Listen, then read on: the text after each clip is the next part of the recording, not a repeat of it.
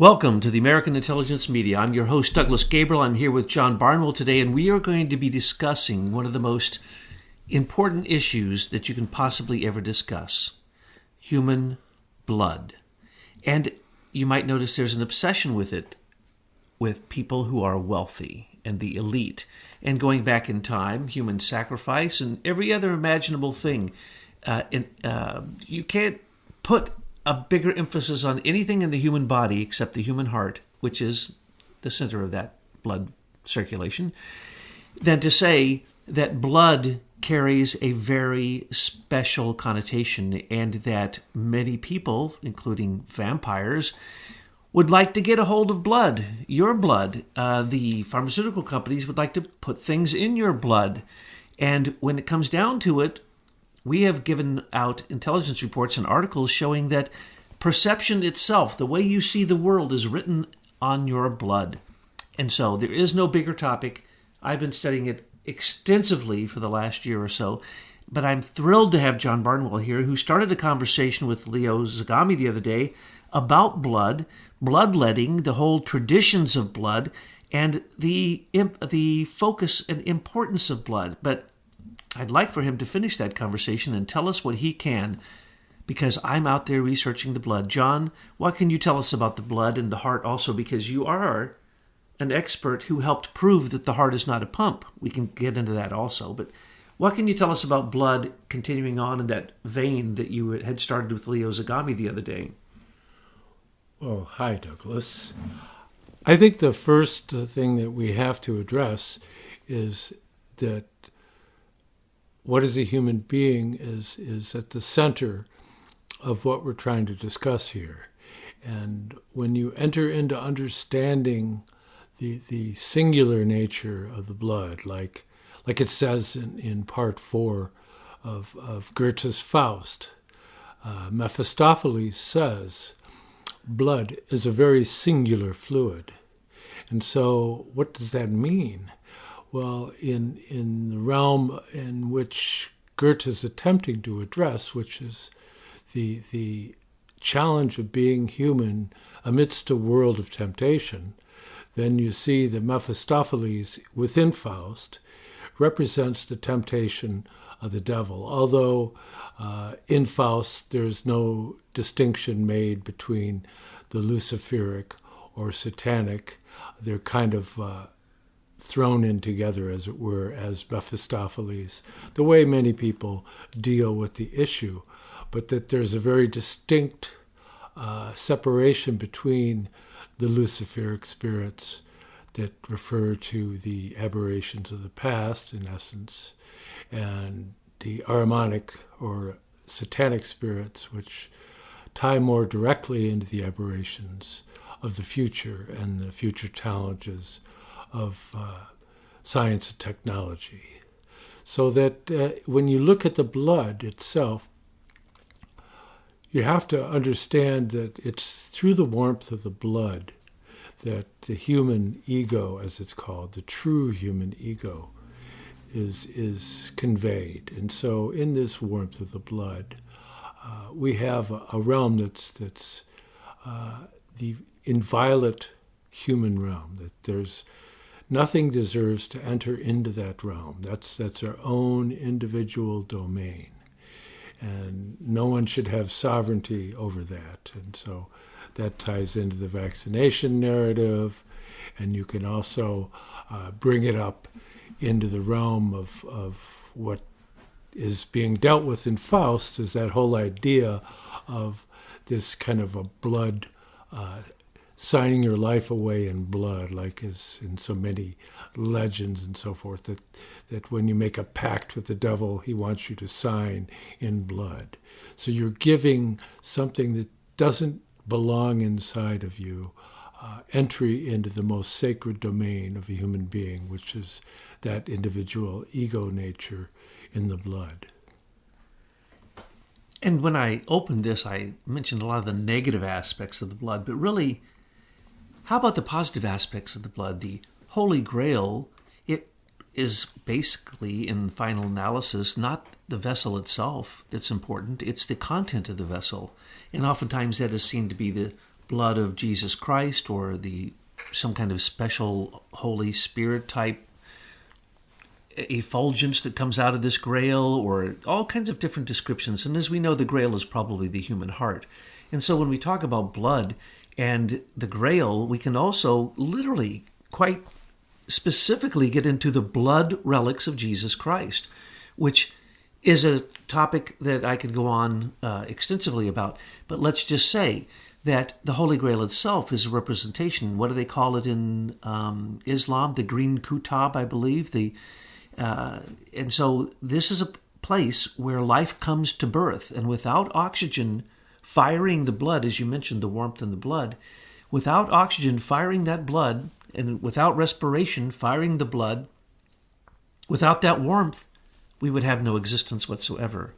And so the central place of the Holy Grail in all of this has filtered down to us in Christianity as a ritual that people no longer associate with blood sacrifice, whether it be Jesus Christ sacrificing himself for the sake of all mankind, according to what some believe, or whether it be him putting an end, as Abraham was the end to human sacrifice.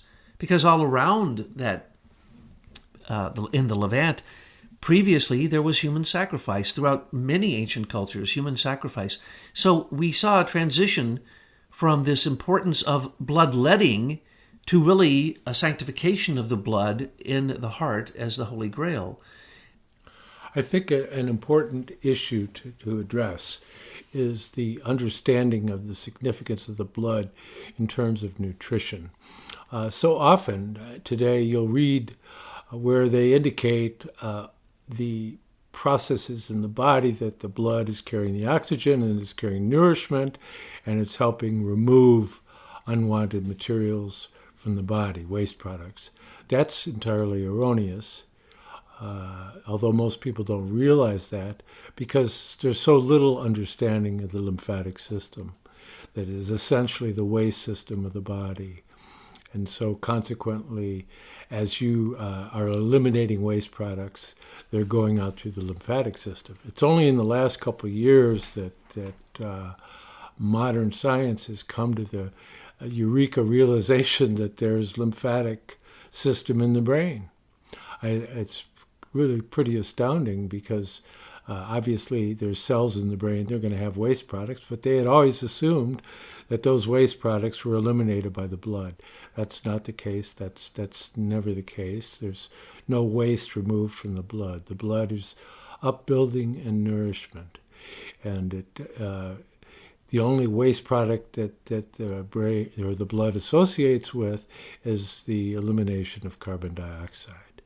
So in giving that gift to the kingdom of the plants, the carbon dioxide, we participate in our role within nature, in Celtic culture, is they would call the cauldron of Ciridwen. But that's an early image of the Grail.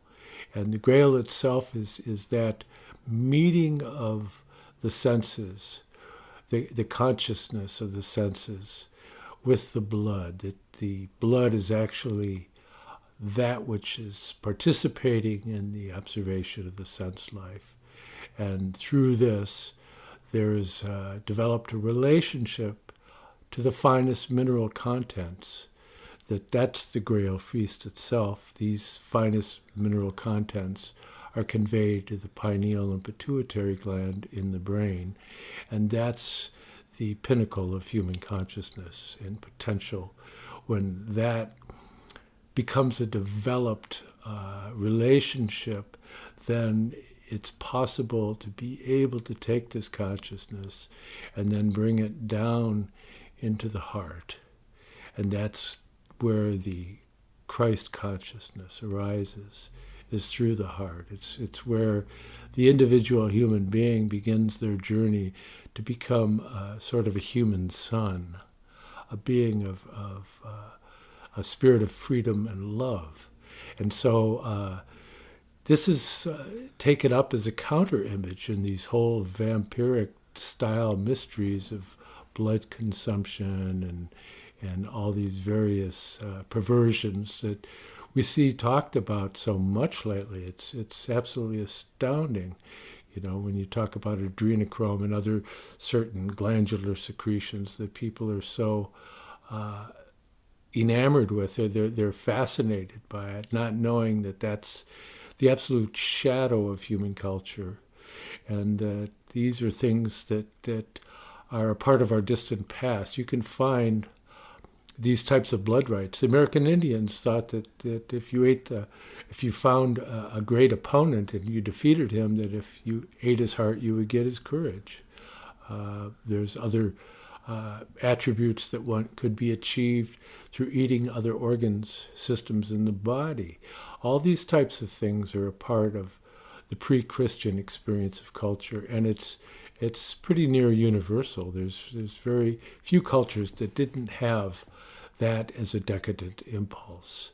It wasn't the initial impulse, but as mankind developed, they gained a stronger relationship with the physical world and lost a certain relationship to the spiritual world.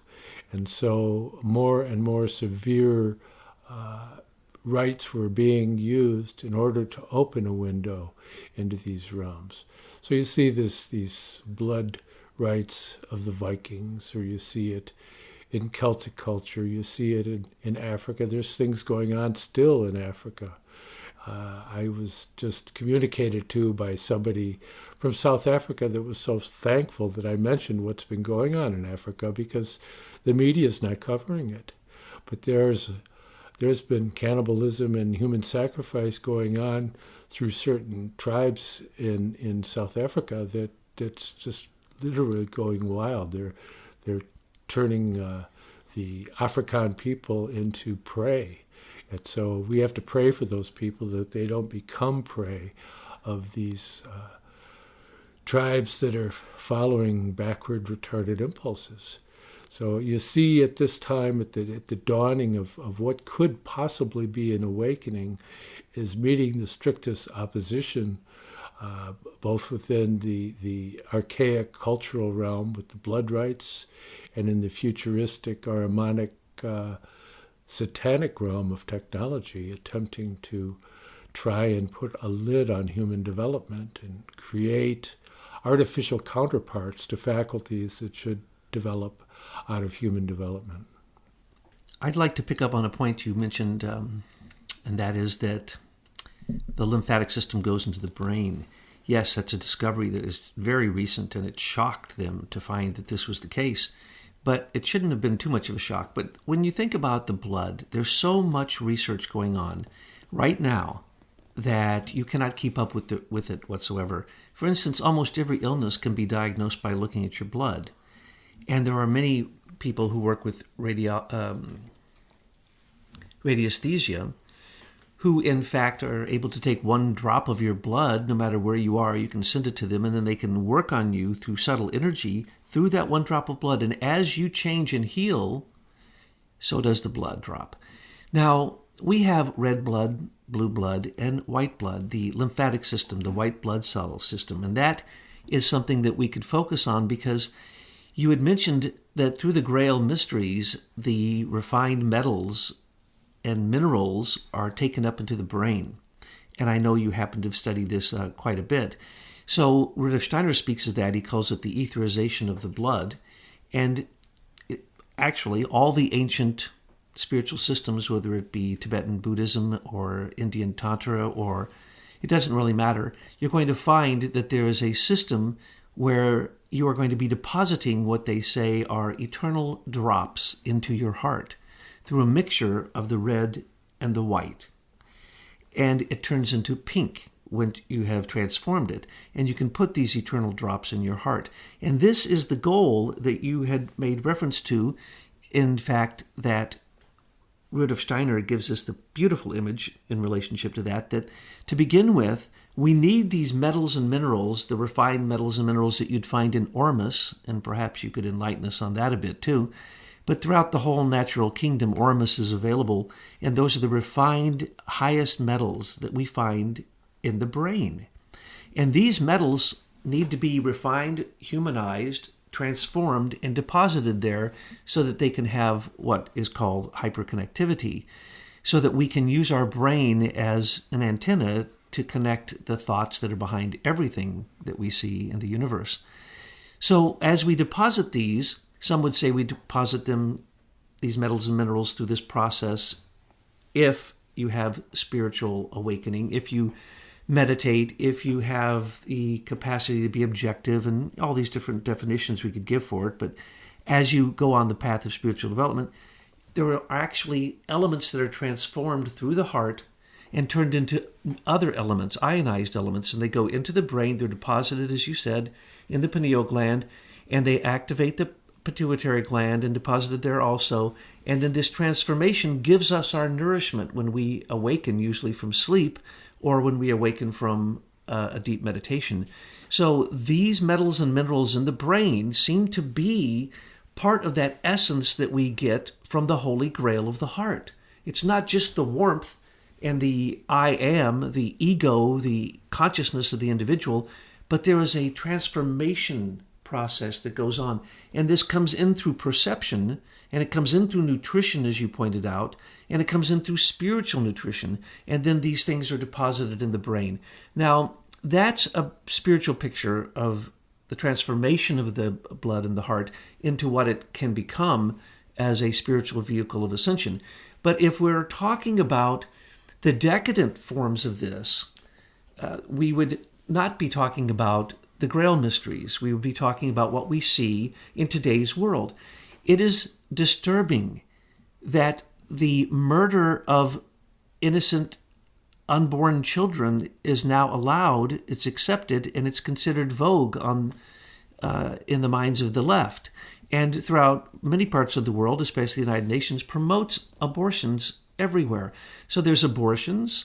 There is, of course, actually sterilization going on in Africa of many of the tribes through the Bill Gates green transformation process of Africa. They are actually sterilizing people, young men and women, teenagers, by flying under the false flag of a different type of inoculation. But the point is that in the bloodstream we are transforming humans, and we're trying to, in fact, kill humans. We're trying to depopulate the world.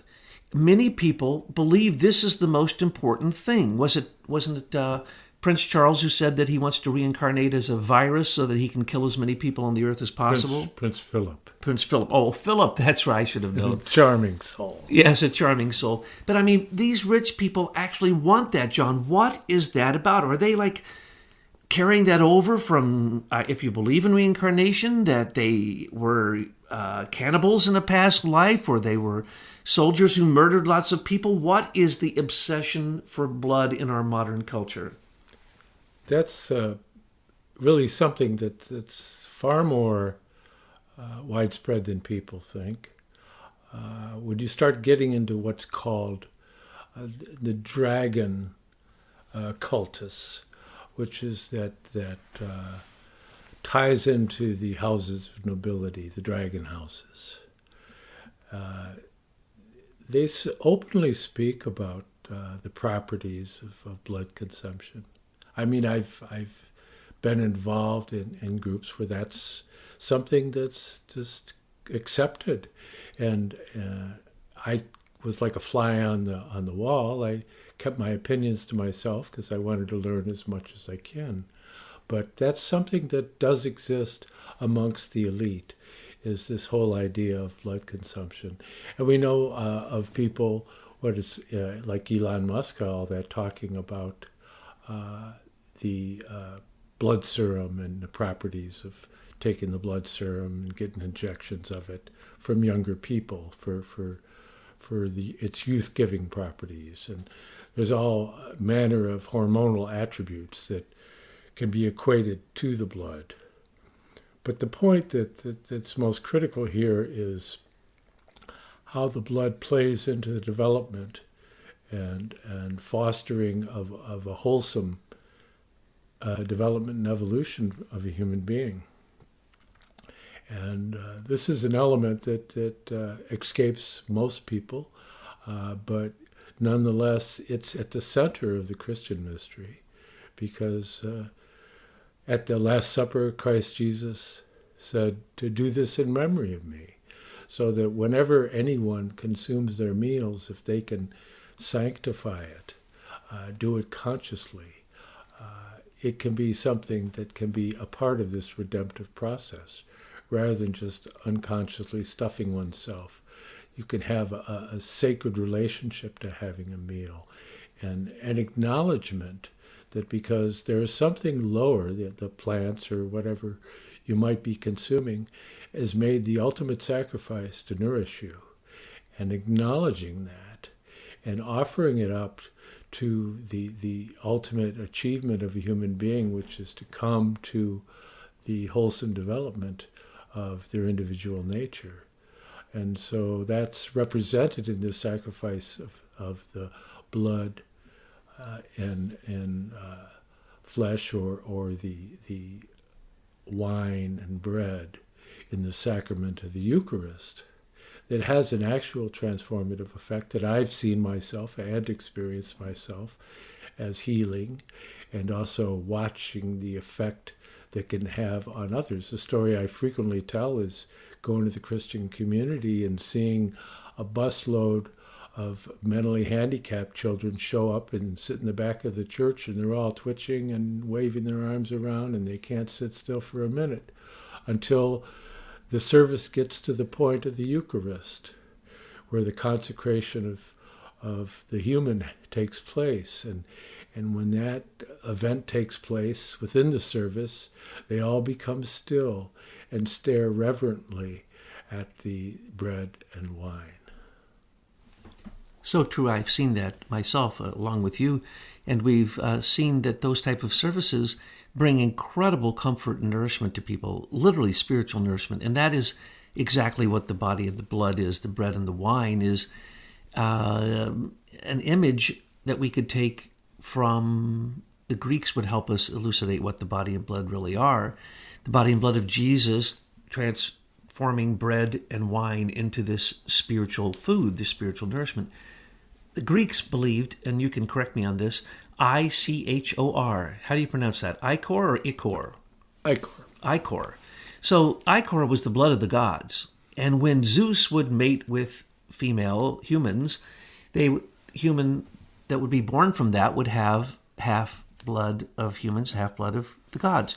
So that they had the Ichor of the gods, the blood of the gods. This is what Hercules had. And once Hercules went through these transformations, was raised because of the ichor in the blood into an eternal place in the stars. That's the highest you can get. Well, the gods had to keep drinking the nectar and eating the ambrosia so that they could remain in the heavens as eternal gods.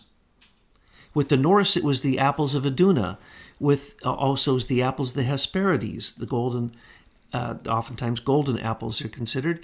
And it's oftentimes the female lineage that protects them, the matrilineal protection of this food of the gods. As a matter of fact, it's oftentimes a female who has to distribute it to the gods and goddesses so that they can have this. But the point is, in almost every single mythology and religion that I know of that you look closely, you're going to find bread and wine. You're going to find ambrosia and nectar. You're going to find the dew of heaven with the amrita. There are many, many, many names for this. But the point is exactly what we're talking about here. It's through the blood that you can have spiritual nourishment. And through the blood, you can give a spiritual nourishment to the beings above you, and then they can turn around and give you spiritual nourishment as a consequence of that. And that is a transformation process that the ancient clairvoyants could see. And when they looked at the human being, they could see that the heart was the sun of the human being's own solar system, and that the blood reached all the way out to the periphery of the human body, which was really, when you move the arms and legs, you create a sphere. It's the sphere of the stars. And so they could see what was actually happening here. And so when they give us these descriptions of the ancients, when you read these, you are actually getting what was at that time happening. And so they could look into this and they could say the human heart is the doorway to the spiritual world. And if you're evil, you want to steal it. And the younger you can steal it, the younger that child is, the closer they are still to the spiritual world they came from. It seems as if the more the evil ones want to steal it, even to literally the child in the womb. And of course, pedophilia. And then the human sacrifices, it was often the children that they gave up. And this was only a few thousand years ago that it was extremely common. So there must have been a reason, and the reason is the ancient clairvoyants could see that there was a, literally, you could describe it in many ways, but a spiritual fire, you could call it, in the blood and in the heart. And this is the reason that they would like to steal that spiritual fire, because they believe it gives them power. And this is the type of evil that led into Rabbi Zevi and led into what we can see coming even into the modern world. You were describing some of these to me earlier, of people who actually believe it's okay to kill others and to drink their blood or take their blood when it's warm or steal their blood in some way, some type of ritualistic power ceremony. And as we know, this is certainly the rituals of, say, the Toltecs or the certain Mexican mysteries had blood running down the steps from the top of the pyramid to the bottom. And this was part of what they believed was a spiritual act, but in fact they were servicing spirits of a darker nature. And so we can see this coming into modern age, even in the Bohemian Grove. Who do they worship? Moloch, who is the god that was given children as human sacrifices.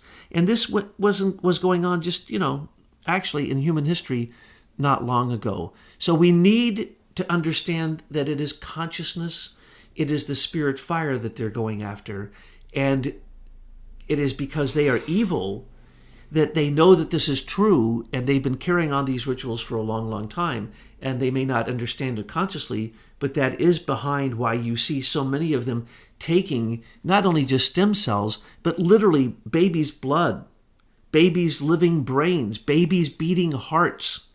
And this is what they pay the most money for when they literally, I'm sorry to have to say this, but they chop up the child at Planned Parenthood and they sell it. And you can go to the sites that we've shown you to see that this is true. It's not made up. You can also understand that there are many people who believe that Kuru, either drinking blood or eating human flesh as a cannibal, is actually their religion. It's what they believe.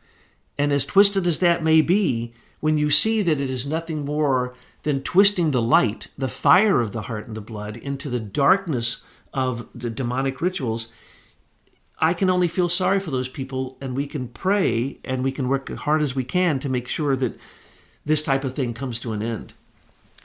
Well, you see that at this period of transition, they're coming out of the shadows. I mean, how can they treat pedophilia as a sexual preference? Like you're just, that it's like okay. That's like absolutely absurd. So that we've entered into an era of falsehood.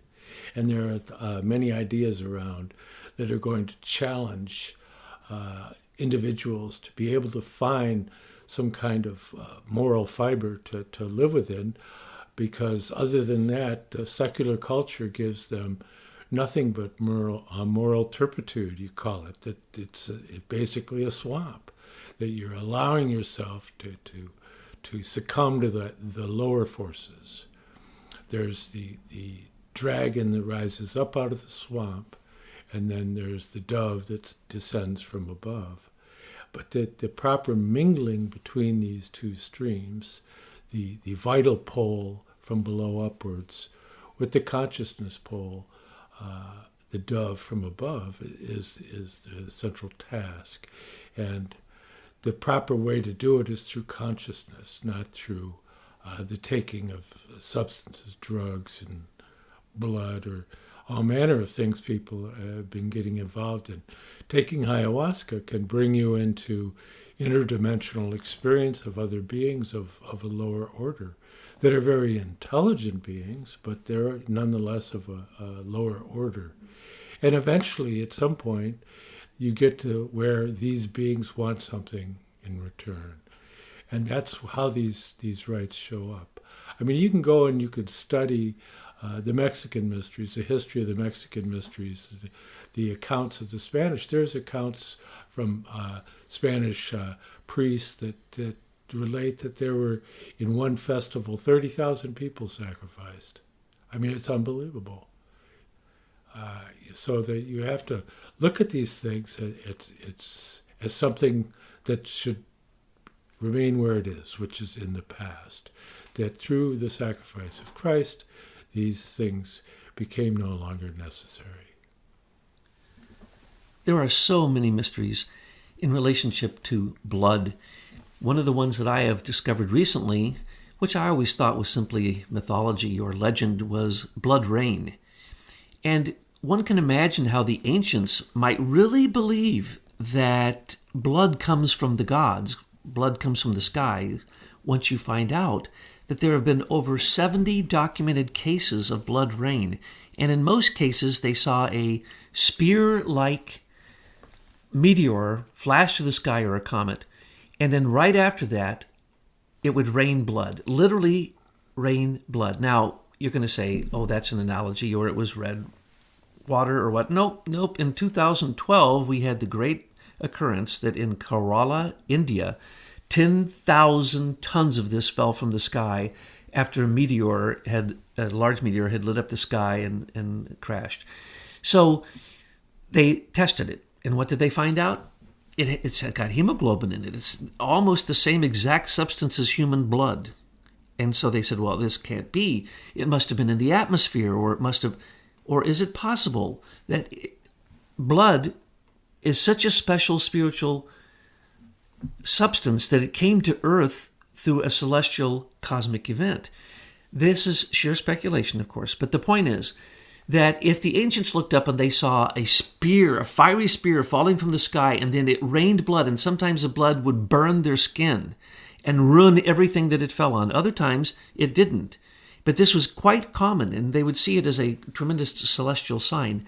So you have a spear, a fiery spear, and then blood comes after it.